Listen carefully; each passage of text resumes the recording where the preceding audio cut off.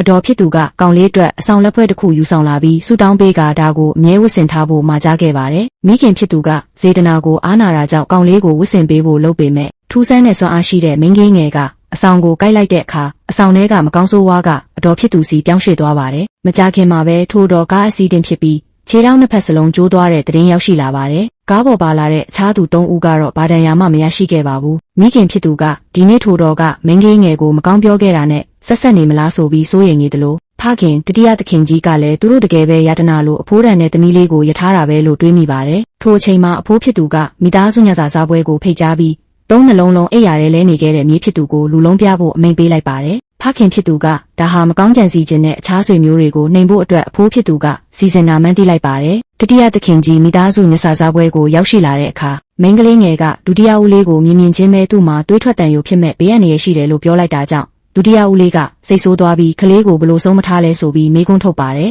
ဒုတိယဦးလေးဟာကောင်လေးရဲ့လက်မှာမကောင်းဆိုးဝါးလက်ကောက်ဝတ်ထားတာကိုမြင်ပြီးကျေနပ်သွားကထွက်ခွာသွားပါတယ်ဖခင်ဖြစ်သူကသမီးလေးကိုထိုးသူဟာဦးလေးရင်မဟုတ်ကြောင်းနဲ့မကြိုက်ရင်နောက်မတွေ့ဘဲနေလို့ရကြောင်းပြောပါတယ်အဖိုးဖြစ်သူကမြေးဖြစ်သူကျန်းကျန်းမာမာနဲ့ပြန်ကောင်းလာတာကိုမြင်ပြီးအလွန်ဝမ်းသာသွားပါတယ်မိန်းကလေးငယ်ကိုလည်းရုပ်ရည်စင်ကြယ်ပြီးညံကောင်းမဲ့ကလေးမှုတေချာဆောင်ရှောက်ဖို့တတိယသခင်ကြီးကိုမှာကြားပါတယ်ဒါကိုမနာလိုဖြစ်တဲ့ဒုတိယဦးလေးကတစ်တာလေးခုတည်းကတခုမှအစ်အမှန်ကြောက်စိမ့်ပြားထည့်ထားပြီးသူဖြစ်သူကမှန်အောင်ရွေးနိုင်ရင်ကုမ္ပဏီရှယ်ယာ9ရိတ်ပေးမဲ့အပြင်မားရင်တော့သူဖခင်ကငွေကြေးမြောက်များစိုက်ထုတ်ပြီးစင်းရဲသားတွေကိုလူရန်ရမယ်ဆိုကတက်ညစ်ပတ်တဲ့ဂိမ်းတစ်ခုနဲ့စိန်ခေါ်ပါတယ်ဒုတိယဦးလေးကကောင်လေးမရွေးနိုင်မှန်းတေချာနေတယ်လို့အကယ်၍မရွေးပဲညှင်းဆန်ရင်လည်းတတိမရှိဘူးဆိုပြီးအဖိုးဖြစ်သူစိတ်ပြတ်အောင်အကွက်ဆင်ထားတာဖြစ်ပါတယ်အဖိုးဖြစ်သူကလည်းဒါကိုကလေးကစားစရာလိုသဘောထားပြီးကြည့်ရအောင်ဆိုပေမဲ့တကယ်တော့မြေးဖြစ်သူရဲ့အရေးချင်းကိုစမ်းသပ်ချင်နေတာပါကောင်လေးကတော့တတိရှိနဲ့ရှေ့ကိုတက်လန်းသွားပါတယ်ကောင်လေးမရွေးချယ်ရသေးခင်မှာပဲမိန်းကလေးငယ်ကရောက်လာမီးတောက်တွေမြင်တွေ့နေရတဲ့တစ်တာတလုံးကိုရွေးခိုင်းပါတယ်ဘေးကလူတွေကတော့ရှယ်ယာတန်ဖို့အလွန်များတာကြောင့်ကောက်ရထားတဲ့မိန်းကလေးကဝင်ရှုပ်နေတယ်ဆိုပြီးအပြစ်တင်ကြပါတယ်